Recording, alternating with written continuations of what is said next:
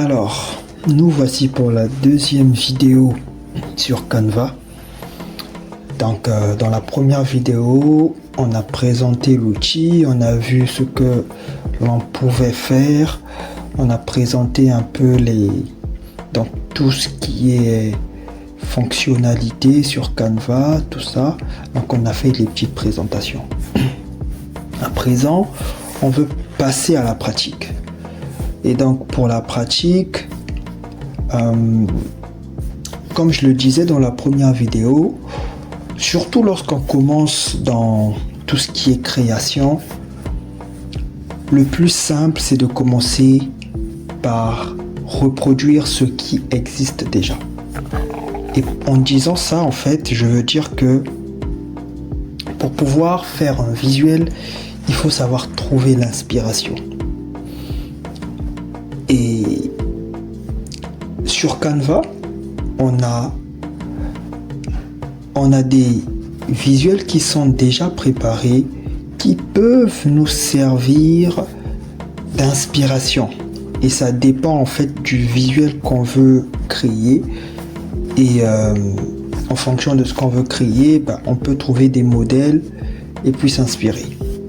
Bien sûr qu'on peut trouver notre inspiration ailleurs, et certainement dans une prochaine vidéo, je présenterai des sites utiles, des sites vraiment intéressants à connaître quand on fait de la création.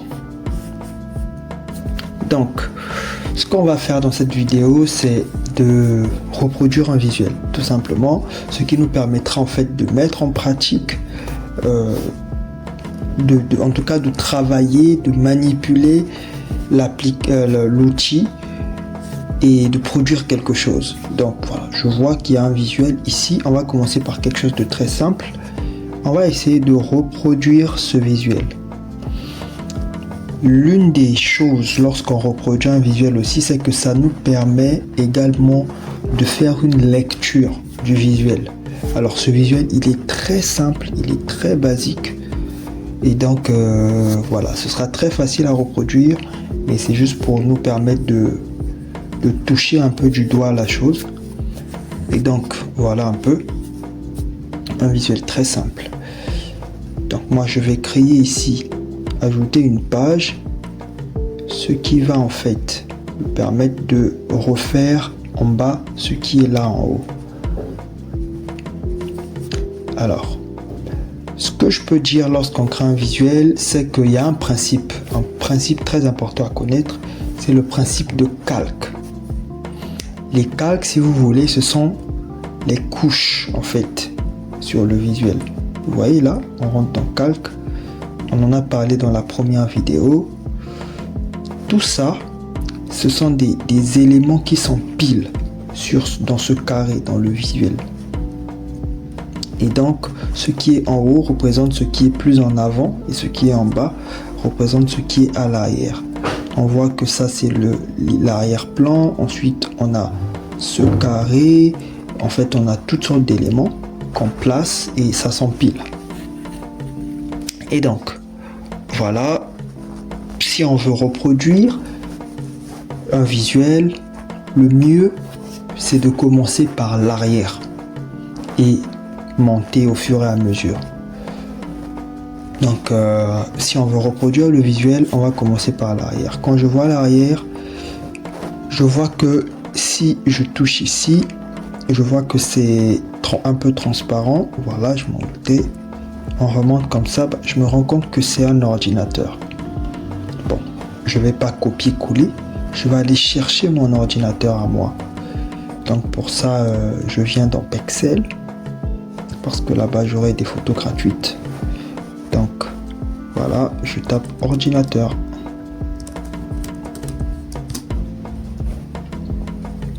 Ordinateur. Alors qu'est-ce que je peux bien choisir? Je vais essayer de prendre ça. C'est pas exactement pareil. Pas exactement pareil. Qu'est-ce que je peux prendre? Je vais prendre ça. Voilà. C'est pas tout à fait pareil, mais bon, c'est vraiment pour illustrer ce qu'on veut faire.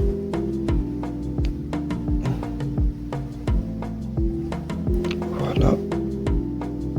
Toujours avoir le réflexe de bien centrer les choses. Vous voyez, il y a une ligne violette qui apparaît au milieu, c'est pour dire que je suis bien axé à l'horizontale, je suis bien centré. Et si je fais ça, je suis également centré à la verticale, d'où la ligne violette debout qui s'affiche. Et bon, comme je veux quand même que l'ordinateur se fasse bien voir, je place ça comme ça, voilà. Et ensuite, je baisse la transparence. Bon, du coup, ça affiche trop un blanc là par rapport à l'ordi. Je vais voir si je peux pas trouver autre chose. Voilà, c'est aussi ça la création. Parfois, on teste des choses, on se rend compte que voilà, c'est pas trop bon. Donc, on cherche.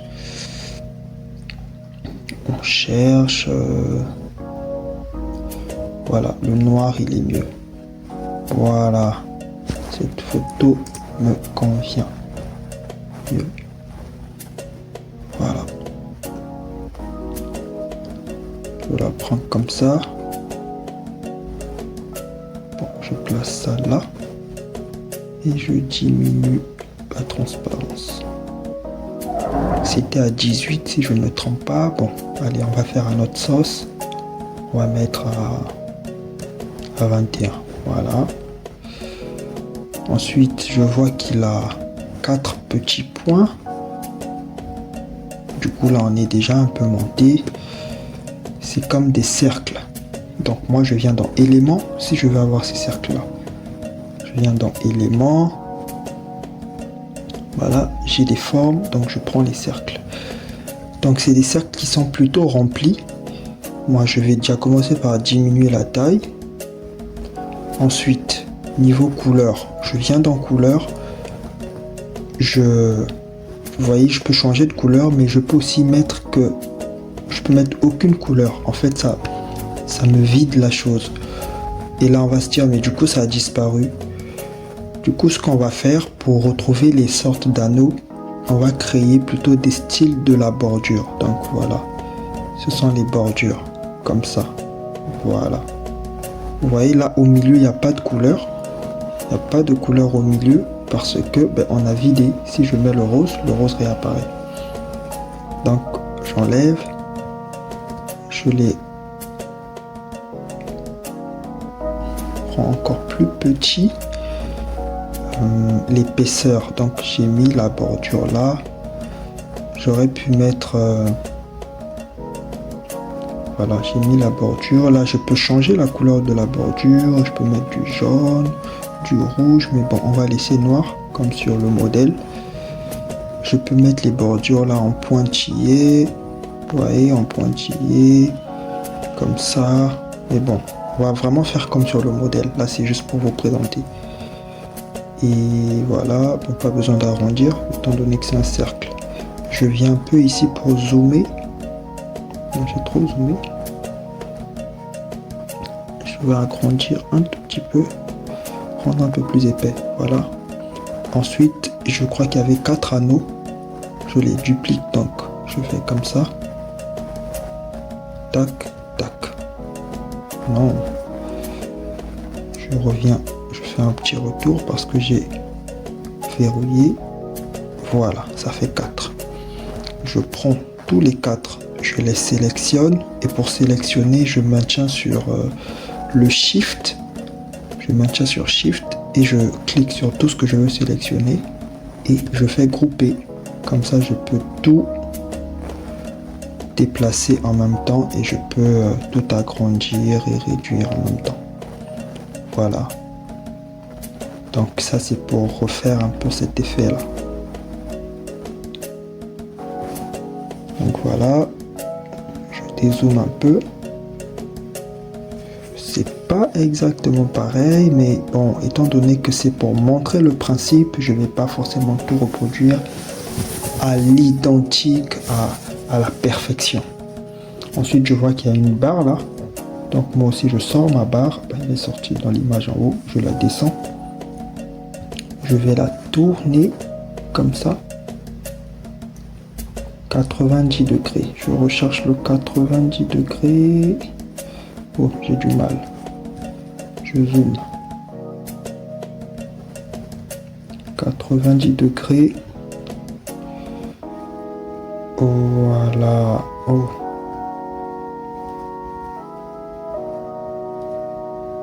Oh là là. Voilà. On est à 90 degrés. Je place ça. C'était quelque part là. Alors vous voyez, on a des marqueurs, des barres violettes et tout ça. Je peux par exemple mettre ça là comme ça. Là c'est sur la ligne violette de gauche. Et je prends ça. Je déplace ça également comme ça. À l'extrême ligne de violette de droite. Comme ça là, c'est bien symétrique. C'est vraiment un concept important. Il faut toujours respecter le côté symétrique. Il ne faut pas qu'il y ait trop d'écart. Il faut vraiment avoir le bon œil pour qu'un visuel soit propre, professionnel et très beau. Donc voilà. Je dézoome pour voir ce que ça donne. Alors lui, sa barre est un peu plus longue et plus fine. Donc moi aussi, je vais tirer ma barre comme ça, la rendre un peu plus longue. Et puis, comme elle est plus fine, je peux venir ici. Je vais baisser un peu l'épaisseur. Je peux faire ça comme ça. Mais bon, voilà, je vais mettre à 2. Tout comme je peux venir directement là. Et puis taper le chiffre. Bon, je vais mettre à 3 comme ça. Ok. Alors, c'est écrit là, Laharana, je crois. Laharana Inc. Allez, je vais venir dans texte. C'est quoi la police? Montserrat. Ok, je viens dans texte. Je viens en tête. Moi, c'est un peu ma manière de faire. Je travaille toujours avec en tête. C'est une habitude, tout simplement. Je vais taper Laharana. Virgule Inc. Je vais baisser la taille. Je vais par exemple mettre là. Je vais mettre 20. J'enlève le gras. Et je viens chercher. Voilà, il y a beaucoup de police ici. Il y a même déjà Montserrat. Parfait. Je mets Montserrat. Je mets ça là. Voilà. Je pousse un peu vers la gauche. Je viens mettre ça là. Ça aussi, je repousse un peu vers la droite. Comme ça. Mastering Business Strategies. Ok. Alors, ça aussi, c'est du Montserrat en gras. Taille 60. Ben, ce que je peux faire, c'est que je viens, je duplique. Voilà, je tape. Mastering. Je reviens à la ligne. Business Strategies. Voilà. C'était du 60. Du coup, je mets 60. Non, ça m'a juste mis stratégie en 60. Je sors, je clique là. Voilà, là ça a mélangé les tailles. Donc je vais tout mettre en 60. Voilà. Vous vous dites, mais pourquoi ça s'affiche comme ça? Ben, je peux juste tirer comme ça. Et puis voilà, c'est bon. Alors, on voit la différence. Mais déjà, je mets en gras. On voit la différence. Ici, tout est bien aligné. Ici, c'est au milieu. Comme vous l'avez bien compris, c'est l'alignement. Donc, je change d'alignement. Je mets ça comme ça. Là, c'est un peu plus serré entre les interlignes. Donc, on l'a vu dans la première vidéo. Espacement, interligne. On baisse. Comme ça. Voilà. Alors, est-ce que c'est pas un peu plus serré aussi niveau Ah non, c'est à 0. 0 et 1. Nous, on est à quoi? On est à... On était presque à ça. Voilà, bon, presque. C'est pas besoin que ça soit super parfait. Donc c'est bon. Mastering, j'essaie d'aligner ça. Ça aussi, je mets ça comme ça. Ensuite, j'aligne ça bien comme ça. Voilà. Donc, Essential Steps for Growth.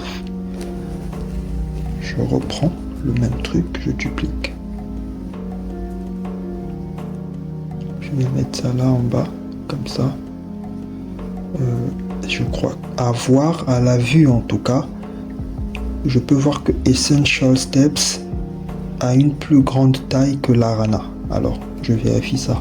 Ici, on est à 19 et là, on est à 24. Pourquoi je m'embête un peu sur ce détail? C'est pour attirer l'attention, pour dire que, comme je le disais dans la première vidéo, créer un visuel, c'est le détail.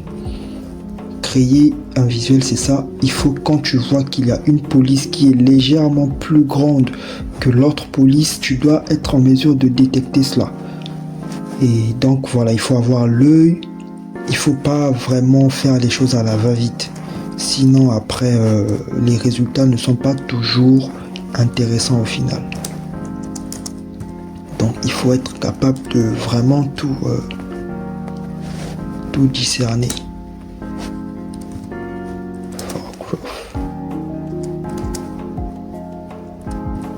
Et bien sûr, quand on écrit, on fait attention à ce que l'orthographe soit correcte pour ne pas avoir à faire trop d'erreurs. Donc je monte ça à, je crois que c'était 24. Et là on est à quoi? On est à 20. Bon, allez. Comme on a dit, on reprend pas tout. Voilà, je crois que là on est bon. 60, ouais, parfait. Ensuite, on va continuer sur le côté gauche. On a un calendrier, la date, une forme d'horloge, le temps. Voilà, join now. Et puis on a un numéro. Donc pour ça, je veux avoir le calendrier. Je viens dans éléments. Et je tape, voilà, il y a même déjà des illustrations qui sont là. Sinon, j'aurais tapé simplement calendrier.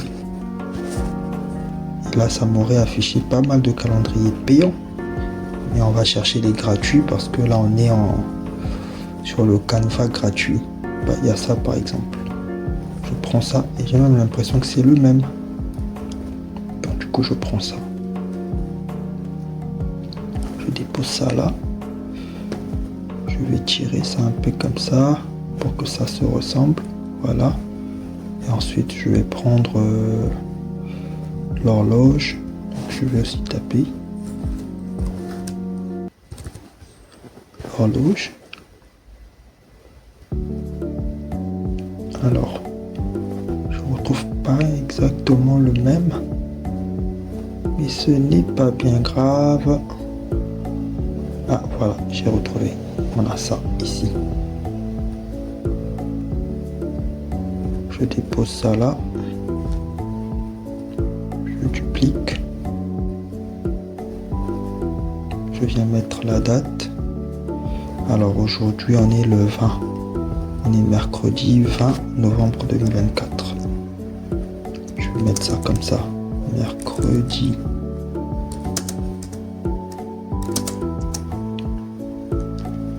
20 novembre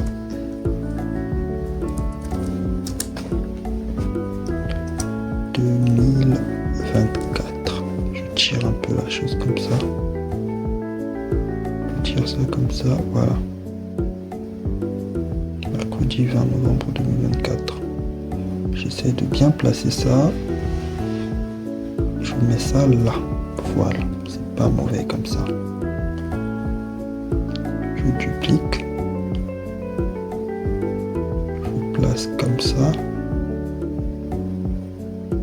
Voilà, tout est bien aligné. Et je mets heure.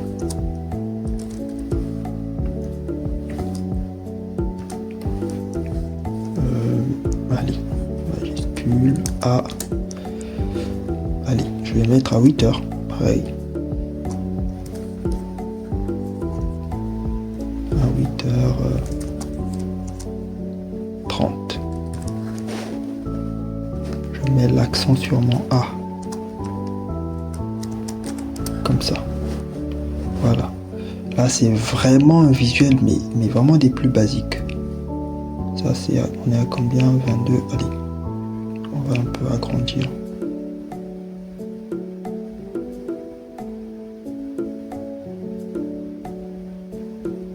23. On s'assure que tout est toujours bien aligné. Ok. Tout est toujours bien aligné. Voilà. Donc ensuite on a ça. On a Join Now. Genre rejoins-nous maintenant. Pour ça, je reviens dans éléments. Et j'enlève les horloges. Je prends mon rectangle jaune là. Moi aussi je vais créer mon rectangle à moi. Comme ça. Voilà. Encore une fois, je viens dupliquer. C'est beaucoup plus simple que de juste recréer les textes à tout moment. Donc, je vais mettre rejoindre maintenant. Rejoindre. Bah, c'est vraiment un peu bizarre hein, le visuel. Il mélange l'anglais, le français. Incroyable. Bon, on l'a compris. C'est pour la présentation. Rejoindre maintenant. Donc je tire un peu ça comme ça. Je vais mettre ça en gras. Comme on peut voir Join Now en gras. Et pour que ça soit bien centré, je remets ça là en centré. Voilà. Peut-être que je serre un peu. Je peux zoomer pour qu'on voit mieux. Ensuite, je viens bien centrer ça dans le rectangle. Voilà, horizontalement comme verticalement. Tout est bien centré. Symétrie oblige. Sans ça, le visuel n'est pas beau. Ensuite, je change la couleur du rectangle. Je le mets en jaune. Bon, il y a déjà le jaune. Le jaune, il apparaît déjà ici parce que dans mon premier visuel, il y a du jaune dessus. Donc, ça repère toutes les couleurs du premier visuel. Donc là, je suppose que c'est même le bleu. Si je ne me trompe pas, c'est du gris. Bon, certainement le gris, il y a du gris, le gris derrière. Donc, ça repère les couleurs. Telles que là même. Ça repère les couleurs des images que j'ai utilisées. Donc voilà. Je vais prendre le jaune. Et ensuite, il y a ces pointillés là. Alors pour les faire, il y a soit on peut les créer nous-mêmes, un peu comme on a créé ça, soit on peut les trouver dans éléments. On peut par exemple taper pattern. Ça nous permet d'avoir ce genre de choses. Bon, donc pattern, on trouve, vous voyez, on a des pointillés, on a des... En fait, il faut connaître les termes quand on recherche les éléments, c'est important. Donc vous voyez, on a un peu ça, on a toutes sortes de choses, il faut vraiment prendre son temps, fouiller, regarder, et tout, pour pouvoir embellir le visuel.